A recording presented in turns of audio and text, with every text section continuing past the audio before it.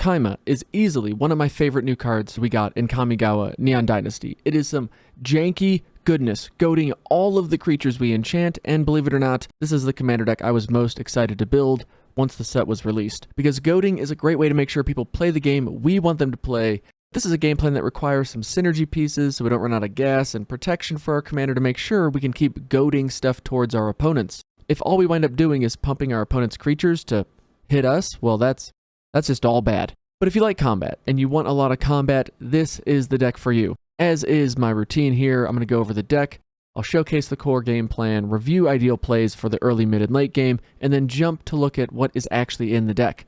Finally, I'll end with some upgrade options in case you're already looking to take this deck to the next level. Remember, you can always support the channel by liking and subscribing, being a patron, or when you buy stuff using the Card Kingdom affiliate link.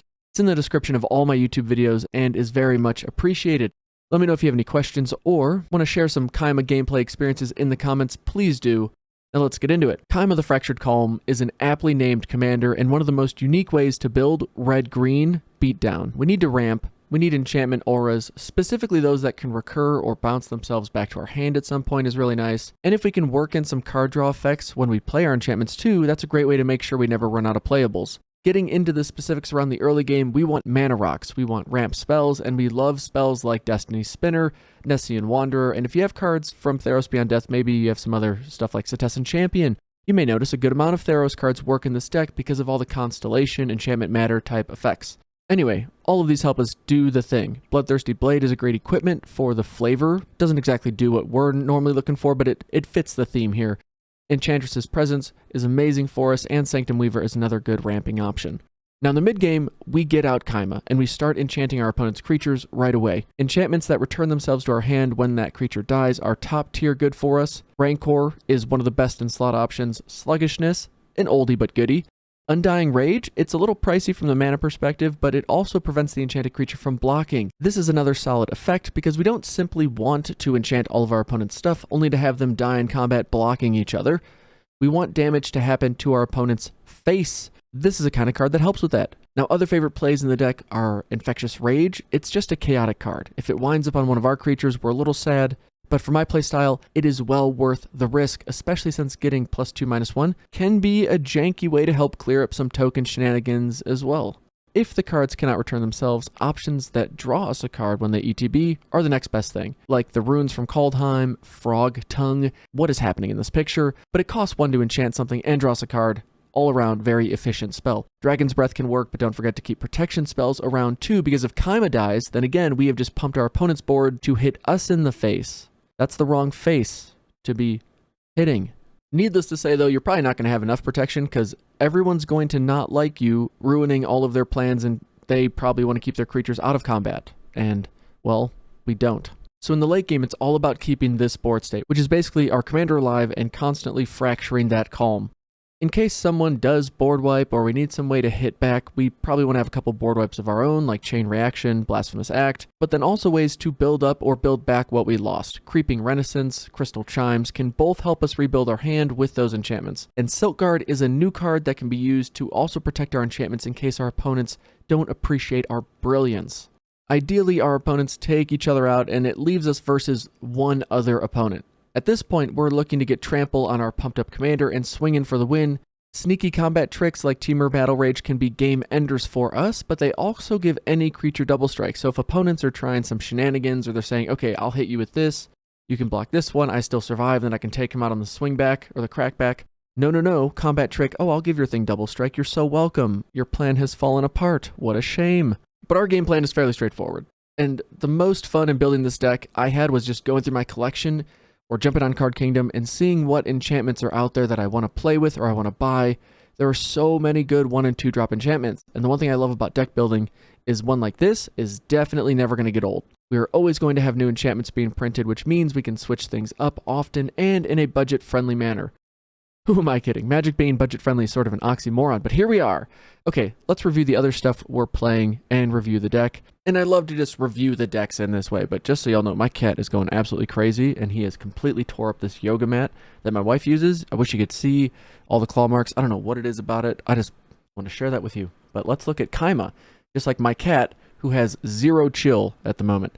So, early on, you're just doing some ramping things. You're doing some mana-efficient plays. And Nessian Wander is just a slept-on card. The idea that you get to essentially draw a free land every time you cast an enchantment, kind of nice. Burgi, another awesome one.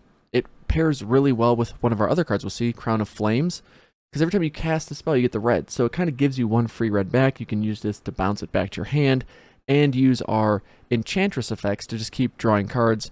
Ewit is just a good card. Kodama, we might see in this. Some of these we're going to see in the upgrade section, but I'm already playing with them because I just can't help myself playing with this deck. I want to change stuff every time I play it because it's just fun.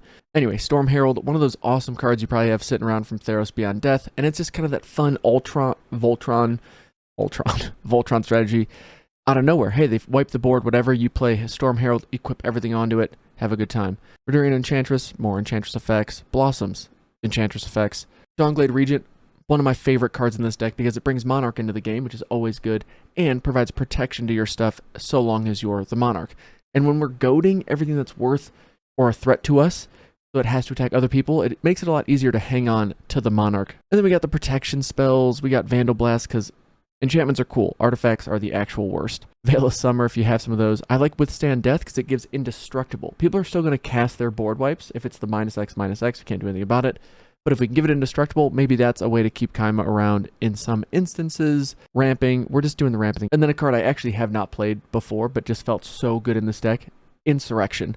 Untap all creatures and gain control of them. So it's not like you're goading them, but it's like, hey, I want to thank you for doing all this work with my opponents. Come over to the good guys team and let's smash in for the win.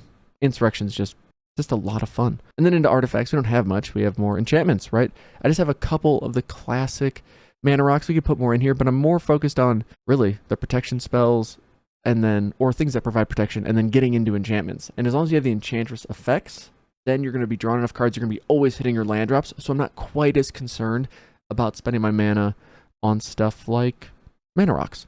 Escape Velocity, card I really like because you can keep bringing it back. Flowstone Blade is awesome because we can enchant something and then either pump it up to do more damage or take it out.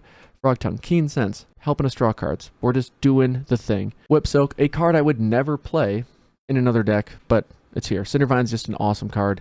I mean, you can just see these are all of the enchantments that I've dug through my collection and found and thought, oh, this would be great in here. Let's do it. Can't wait. Unquenchable Fury is one of the new ones I had to buy, but it just felt so perfect because it's from the precon of this thing. I mean, it's a super simple game plan. And then one land to check out, Detection Tower, is actually kind of nice because it can help you get through hexproof if needed, in case your opponent somehow have that going on, just to make sure you can keep getting in there for damage. And then the Rogue's Passage is literally the way Kaima gets in for the win. And yeah, so with that, let's check out the rest of the upgrades. And starting with the upgrades from the creature side, some of the upgrades are not cheap. Creatures like Argothian Enchantress is in that over $40 range. Creatures that help us ramp or we want to enchant our own creature with, like the new Kodama, is nice. Klothys is a good card in any green-red deck. For non-creature spells, Heroic Intervention, you can never have too many of these in your collection. They're really belonging in any green deck that you have permanence in. Disrupt Decorum is such a fun card to play because your opponents think they've solved the problem or they finally removed Kaima. Nope, keep hitting each other and Kaima will be right back on your next turn. Thanks for your patience. Aspect of Mongoose is a couple bucks, but can really be worth it to give a creature Shroud that may want to be targeted or enchanted by our opponent, and it also returns itself to our hand when the creature dies. And some pricier protection options would be Steely Resolve, a nice enchantment that can protect all of our spirits, although hopefully your opponents aren't playing a spirit tribal deck. Champion's Helm is just a really nice equipment for it. And then Asceticism, nailed it. And for the land base, I would say having dual cards is, again, helpful to make sure you always have the right color mana. Yavimaya always helps us make sure we have green. Fetch lands are a nice way to fetch fetchable lands, like our Shock land. Reliquary Tower is great too, because you can get into a situation, you got a couple Enchantress effects, you are drawing a ton of cards. And Maze of Ith I like a lot, because it can stop your opponent from running you over with their own enchanted things. And just having the threat of Maze of Ith is often enough to deter players from quote-unquote wasting an attack on you, and that makes a nice politicking piece to incentivize your opponents to keep looking elsewhere. All in all, I really like this deck. There's not a ton of expensive, obnoxious enchantments anyway to upgrade into. Just another fun way to look at the deck as being a budget-friendly but not going to get stale anytime soon type build. It has a very unique effect with Kaima. The deck revolves around that ability and will reward you for playing cards you wouldn't otherwise have a home for in any other deck. And remember, if you want to buy this deck, the deck list is in the description, or if you want to buy a few cards, go to Card Kingdom, use the affiliate link, let them know I sent you, is much appreciated. I also really appreciate you watching. Just let me know if you have any questions in the comments, or if you build a deck and have some Kaima tales. Love to hear them. But that's it for me, folks. Thank you so much for watching. Thank you to my patrons. Please like and comment on the video. That also helps. But yeah, all right, we're out. Thank y'all for watching. Take it easy, and we'll see you in the next video. Peace.